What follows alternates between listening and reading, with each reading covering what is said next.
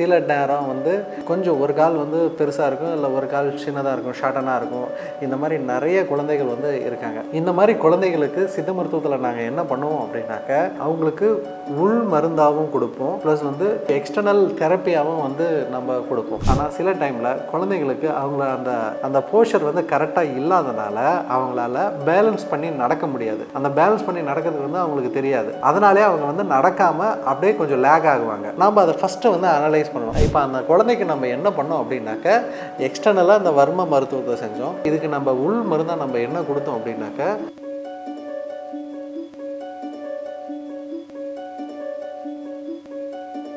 எல்கேஃபே நேயர்களுக்கு வணக்கம். நான் டாக்டர் சிஎம் சதீஷ்குமார், சித்த மருத்துவர். நம்ம இன்னைக்கு என்ன டாபிக் பார்க்க போறோம் அப்படின்னாக்க, குழந்தைகளில் நீங்கள் பார்த்துருப்பீங்க, சிலருக்கு டிசபிலிட்டி இருக்கும். டிசபிலிட்டினாக்க சிலர் சிபி சைல்டுன்னு இருப்பாங்க, சிலர் எம்ஆர்ஆ இருப்பாங்க, சில டைமில் ஆர்டிசம் மாதிரி இருப்பாங்க. இந்த மாதிரி குழந்தைகளுக்கு சில டைமில் நீங்கள் பார்க்கும்போது அவங்களுக்கு தெரிஞ்சிருக்கும், அவங்க அந்த குழந்தைகள் நடக்கிறதுக்கு கொஞ்சம் கஷ்டப்படுவாங்க. ஏன் அப்படின்னாக்க, அவங்களுக்கு கொஞ்சம் டிஃபார்மிட்டி மாதிரி இருக்கும். அதாவது கால்கள் சில நேரம் கொஞ்சம் வளைஞ்சிருக்கும், இல்லை அவங்களால காலை நீட்டி மடக்க முடியாது இருப்பாங்க.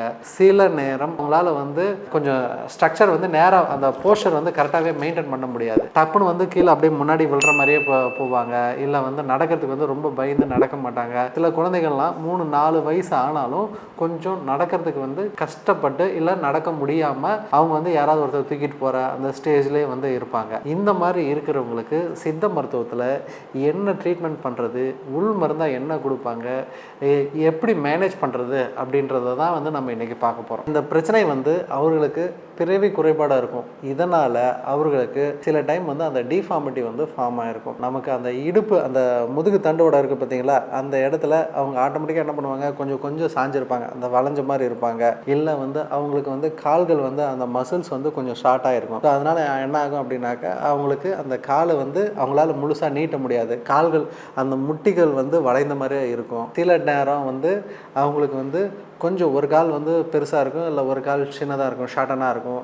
இந்த மாதிரி நிறைய குழந்தைகள் இருக்காங்க. இந்த மாதிரி குழந்தைகளுக்கு சித்த மருத்துவத்தில் நாங்கள் என்ன பண்ணுவோம் அப்படின்னாக்க, அவங்களுக்கு உள் மருந்தாகவும் கொடுப்போம், ப்ளஸ் எக்ஸ்டர்னல் தெரப்பியாகவும் நம்ம கொடுப்போம். இப்போ எக்ஸ்டர்னலாக நம்ம ஃபஸ்ட்டு நம்ம பார்ப்போம் அவங்களோட, அதாவது அவங்களுக்கு டிஸ்கில் ஏதாவது ப்ராப்ளம் இருக்கா, அதாவது அவங்களோட அமைப்பில் அந்த வேறு முதுகு தண்டுவடத்தில் வளைவு ஏதாவது இருக்கா, இல்லை கால்களில் என்ன பிரச்சனை இருக்குது, அவங்களுக்கு இல்லை கைகளில் என்ன பிரச்சனை இருக்குது, அவங்களால அந்த கால்கள் சதைகளை கைகளை ஒழுங்காக தூக்க முடியுதா, ஆக்சஸ் பண்ண முடியுதா, இல்லை அந்த பேலன்ஸ் சில டைமில் நம்ம நார்மலாக நடக்கிறோன்னா அவங்களுக்கு அதுக்கு காரணம் என்ன, நம்ம உடம்பை நம்மளால நல்லா பேலன்ஸ் பண்ண முடியும். அப்போ அந்த பேலன்ஸ் பண்ண முடிஞ்சதுனாக்க ஆட்டோமேட்டிக்காக நம்ம அந்த நடக்கிறது எல்லாமே நம்மளால ஈஸியாக நம்ம வேலைகளை நம்ம செஞ்சுக்கிறோம். ஆனால் சில டைமில் குழந்தைங்களுக்கு அவங்கள அந்த அந்த போஸ்டர் கரெக்டாக இல்லாதனால அவங்களால பேலன்ஸ் பண்ணி நடக்க முடியாது. அந்த பேலன்ஸ் பண்ணி நடக்கிறதுக்கு அவங்களுக்கு தெரியாது. அதனாலே அவங்க நடக்காமல் அப்படியே கொஞ்சம் லேக் ஆகுவாங்க. நாம் அதை ஃபஸ்ட்டு அனலைஸ் பண்ணணும்.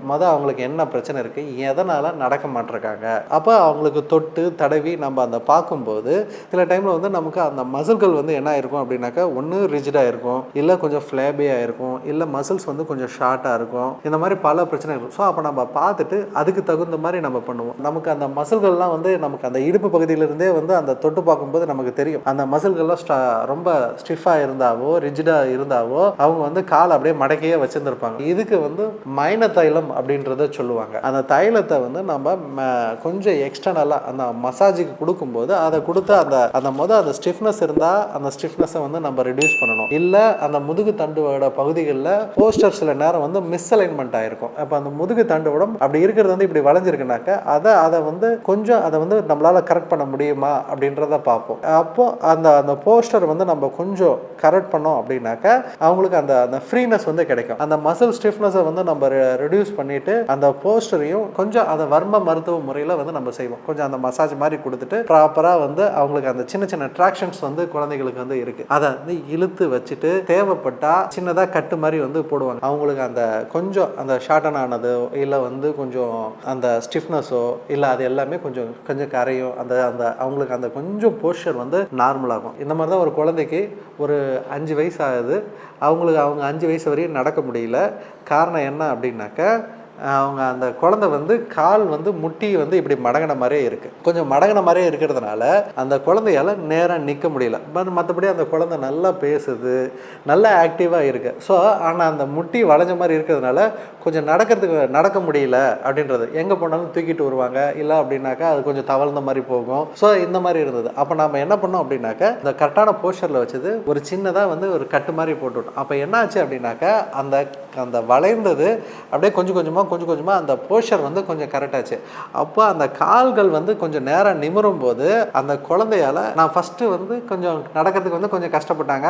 ஃபஸ்ட்டு வந்து பிடிச்சி எழுந்து நின்னாங்க. அப்போ அதான் வந்து நிற்கவே முடியாத குழந்தை கொஞ்சம் நிற்க ஆரம்பிச்சது. அதுக்கப்புறம் கொஞ்சம் கொஞ்சமாக தத்தி கொஞ்சம் நடக்கிறதுக்கு வந்து ஆரம்பிச்சது. இப்போ வந்து தானாகவே நடக்க ஆரம்பிக்குது. இப்போ அந்த குழந்தைக்கு நம்ம என்ன பண்ணோம் அப்படின்னாக்க எக்ஸ்டர்னலாக அந்த வர்ம மருத்துவத்தை செஞ்சோம். இதுக்கு நம்ம உள் மருந்தாக நம்ம என்ன கொடுத்தோம் அப்படின்னாக்க அண்டபஸ்மம் கொடுத்தோம், அண்ட தைலம் கொடுத்தோம், அயச்சுந்தரம் போல மருந்துகளை வந்து நம்ம அதை வந்து கரெக்டாக கனெக்ட் பண்ணி நம்ம கொடுக்கும்போது அந்த குழந்தைக்கு நல்ல இம்ப்ரூவ்மெண்ட் இருந்தது. இப்போ அந்த குழந்தையால் கொஞ்சம் நடக்க முடியுது. அதாவது வந்து அந்த பெண்ட் வந்து முழுசாக வந்து மாறல, ஆனால் வந்து அவங்களால வந்து ஓரளவு நடக்கிற அளவு அந்த போஸ்டர் வந்து அவங்களுக்கு வந்து மெயின்டைன் ஆகிடுச்சு. இன்னும் ட்ரீட்மெண்ட்லேயே தான் இருக்காங்க. தொடர்ந்து அது போக போக வந்து நல்ல இம்ப்ரூவ்மெண்ட் இருக்குது. ப்ளஸ் வந்து உணவு முறைகள் வந்து நார்மலாக குழந்தைங்களுக்கு வந்து நம்ம கொடுக்குற மாதிரி நம்ம என்ன வேணாலும் நம்ம அதை கொடுத்துக்கலாம். அதனால் ஒன்றும் தப்பு எல்லாம் இல்லை. கொஞ்சம் உப்பு புளி மட்டும் நம்ம கம்மியாக கொடுக்க சொன்னோம். மற்றபடி நார்மல் டயட்டே கொடுத்துட்டு அந்த மாதிரி டிசபிலிட்டி இருக்கிறவங்களுக்கு குழந்தைங்களுக்கு ப்ராப்பராக உள் மருந்தாகவும் வெளி மருந்தாகவும் நல்ல டாக்டரோட ஆலோசனையோட சேர்ந்தால் இந்த மாதிரி ஆர்டிசம்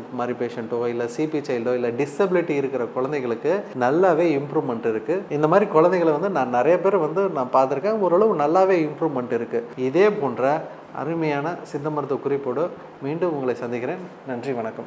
இந்த வீடியோ உங்களுக்கு பிடிச்சிருந்தா லைக் பண்ணுங்க, ஷேர் பண்ணுங்க, கமெண்ட் பண்ணுங்க. மறக்காம ஹெல்த் கஃபே தமிழ் சேனலை சப்ஸ்கிரைப் பண்ணிட்டு பெல் பட்டனை கிளிக் பண்ணிடுங்க.